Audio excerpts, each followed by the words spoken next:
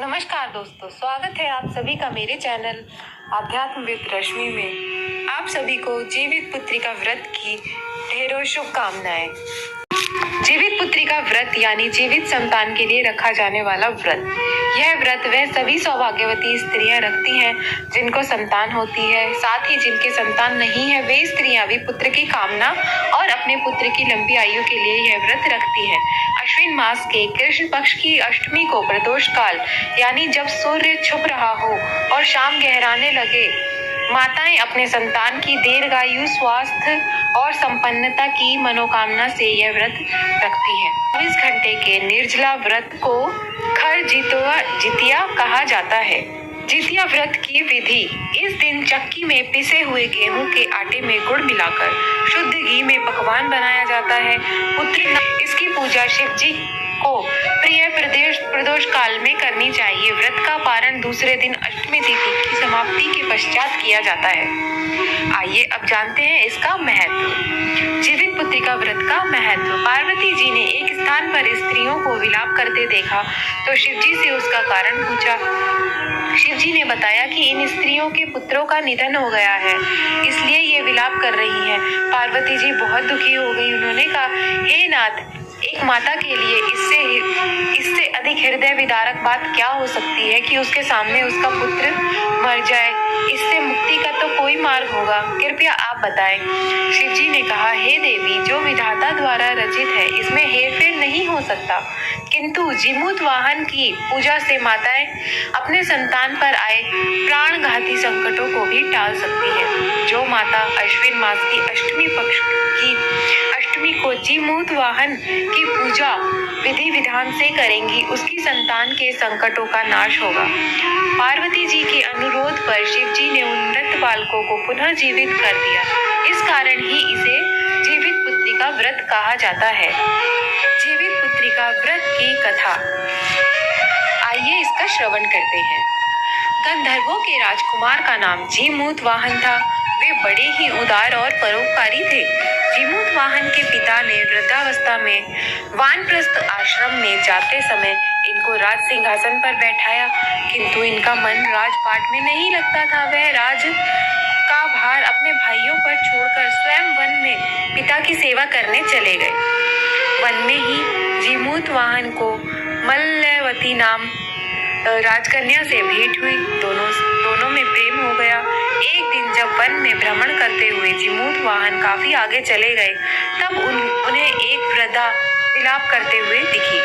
पूछने पर वृद्धा ने रोते हुए बताया कि मैं नागवंश की स्त्री हूँ, मुझे एक ही पुत्र है। पक्षीराज गरुड़ के कोप से मुक्ति दिलाने के लिए नागों ने यह बात व्यवस्था की है कि वे गरुड़ को प्रतिदिन भक्षण हेतु एक युवा नाग सौंपते हैं। आज मेरे पुत्र शंखचूड़ की बलि का दिन है। आज मेरे पुत्र के जीवन पर संकट है और थोड़ी देर बाद ही मैं पुत्र विहीन हो जाऊंगी। एक स्त्री के लिए इससे बड़ा दुख क्या होगा कि उसके जीते जी उसका पुत्र ना रहे।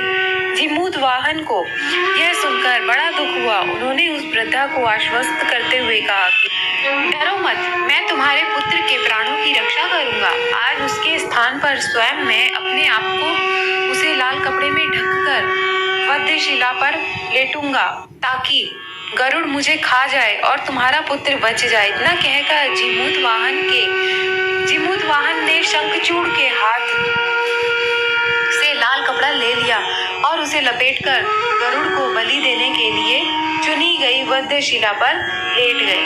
नियत समय पर गरुड़ बड़े वेग से आए और वे लाल कपड़े में ढके जीमूत वाहन को पंजे में दबोचकर पहाड़ के शिखर पर जाकर बैठ गए। गरुड़ ने अपनी कठोर चोंच का प्रहार किया और जीमूत वाहन के शरीर से मांस का बड़ा टुकड़ा नोच लिया। इसकी पीड़ा से जीमूत वाहन की आंखों से आंसू बह निकले और वह दर्द से कराहने लगे। अपने पंजों में जकड़े प्राणी की आंखों में आंसू आ गए। मुंह से कराह सुनकर गरुड़ बड़े आश्चर्य में पड़ गए, क्योंकि ऐसा कभी नहीं हुआ था। जीमूत वाहन ने उनसे उनका परिचय पूछा। जीमूत वाहन ने सारा किस्सा कह सुनाया कि कैसे एक स्त्री के पुत्र की रक्षा के लिए वह अपने प्राण देने आए हैं। आप मुझे खाकर अपनी शांत कीजिए। गरुड़ उनकी बहादुरी और दूसरे की प्राण रक्षा के लिए स्वयं का बलिदान देने की हिम्मत से वे बड़े प्रभावित हुए।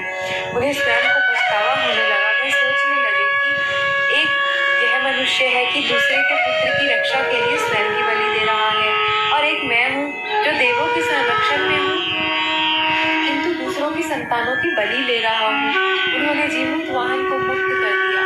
गरुड़ ने कहा, हे उत्तम मनुष्य, मैं तुम्हारी भावना और त्याग से बेहद प्रसन्न हूँ। मैंने तुम्हारे शरीर पर जो घाव किए हैं उसे मैं ठीक कर देता हूँ। तुम अपनी प्रसन्नता के लिए मुझसे कोई वरदान मांग लो। राजा जीमूत वाहन ने कहा कि हे पक्षीराज, आप तो सर्वसमर्थ हैं। यदि आप प्रसन्न हैं और वरदान देना चाहते हैं तो आप अपने सर्पों को अपना आहार बनाना छोड़ दें। आपने अब तक जितने भी प्राण लिए हैं उन्हें जीवन प्रदान करें।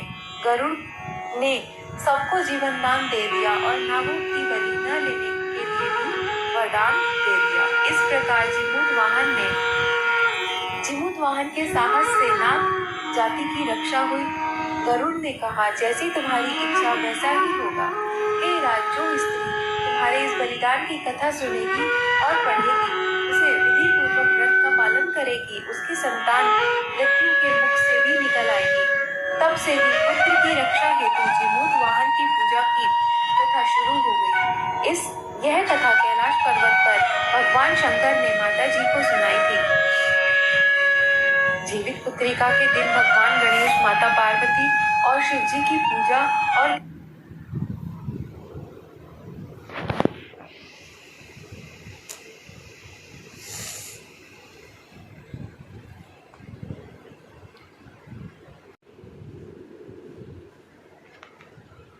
ध्यान के बाद ऊपर बताई गई व्रत कथा को सुनना चाहिए।